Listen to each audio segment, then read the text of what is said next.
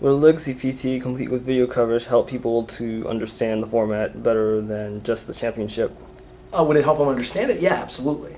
And I think it would radically change the format. I mean, again, you'd have all of a sudden all the pros doing a bunch of innovation through, and the Legacy community. I was very surprised testing for Worlds. When I first started looking at lists, I thought they were all wrong.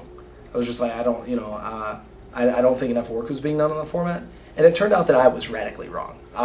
The Legacy community did an extremely, extremely good job with figuring out at least the poles of the format, the different strategies that you could execute that would sort of keep each other in check. I know people that had some phenomenal innovations that didn't work on it that hard. I know like the New York group had a phenomenal Legacy deck. I thought my innovation of putting survival into Threshold gave me an incredibly powerful edge in the mirror and against goblins without really sacrificing anything. So I think that like the highest technology had yet to be determined at that point, but I think overall, I would never have been able to design a deck as good as like Threshold specifically, but also probably an optimal version of Cephalid Illusionist if the community hadn't done it already. So I think Legacy players are very, very good at innovating decks, certainly much better than I gave them credit for at first. But the problem with the Legacy Pro Tour is that only Americans could play it, really.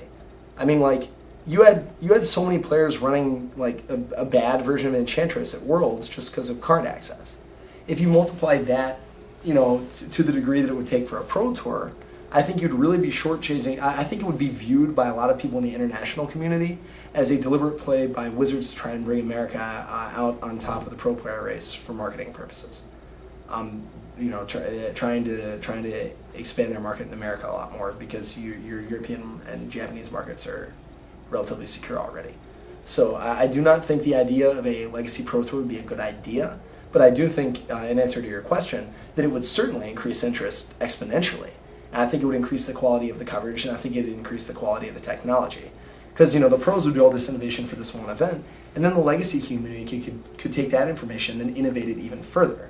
So, I think it'd be really exciting. I don't think it's a good idea. Okay. Could Ultra Pro improve on getting all their sleeves more evenly cut each time someone bought a pack? Most definitely. That's actually a really, really irritating problem for frequent pro players. Yes. For everybody. Yes, because I've bought 4 packs of 50 and I only found like 60 after spending 5 hours. Are you serious? Yes, I am serious. That's terrible. And by the time I scuttled through all of those sleeves, it's like I spent over 8 hours just trying to look for all those evenly cut sleeves. Man.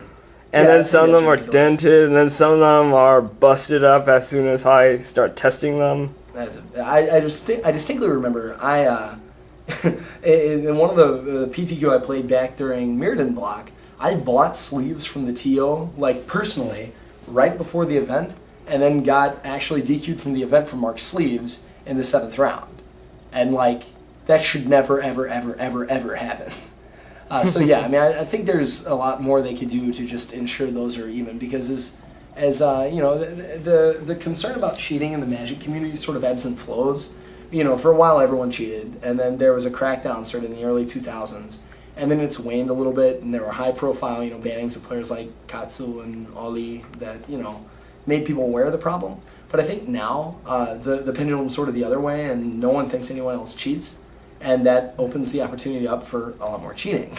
So I do think that the irregularities in sleeves not only can get legitimate players banned or disqualified or whatever for illegitimate reasons, it also makes it easier to sit and mark cards, because in any one given pack of sleeves, there are at least 4 that stick out abnormally. So you could just sit and, my 4 Bitter Blossoms. And players that haven't been around for a long time aren't used to having to check for physical deck manipulation cheats. So I think that cutting down on the ability to mark those that way would decrease cheating overall. I've noticed the same thing with Dragon Shields recently. Really? I busted one box open, and I noticed that half of the set would be evenly cut, and then the other half would be of another cut, and then I busted open another box, and I found the same problem. Really? And this was done back in 2006, 2005. Has it not gotten any better since then? No, but I think this is some sort of market manipulation. Oh, something. just so people have to buy more sleeves. Yeah, so I do know that Dragon Shields are always sold out, so they're doing something right.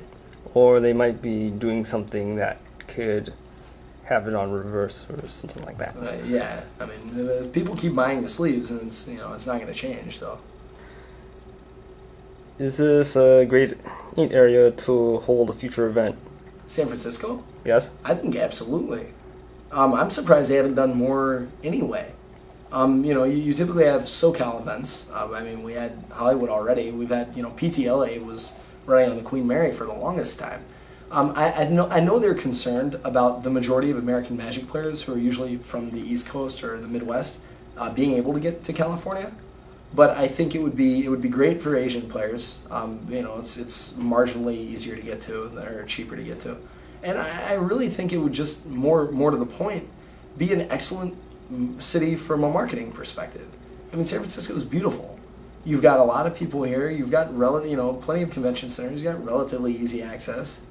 I'd be really excited to go to a pro tour here. Do you know anything about the pipelines going up and down California, especially the one, or the delicate long one, going all the way down to San Diego? No, I don't know anything about it. Tell me. Okay. In California, in order to get water up and down the state, they have all these pipelines. Some of them are even hooked up to rivers. One of them is hooked up to the Colorado River all the way down in SoCal. Okay. So if, let's say, something were to go wrong up here with the water, all that water would go all the way down to San Diego. That means if there's a flood up here and the levees break, then all that raw sewage would go all the way down south. Ooh, nice system. I guess they're really confident that nothing's going to go wrong, but I'm certainly wouldn't want to be living in San Diego when that happens. And thanks for your time. Oh, no problem, man. Thank you so much.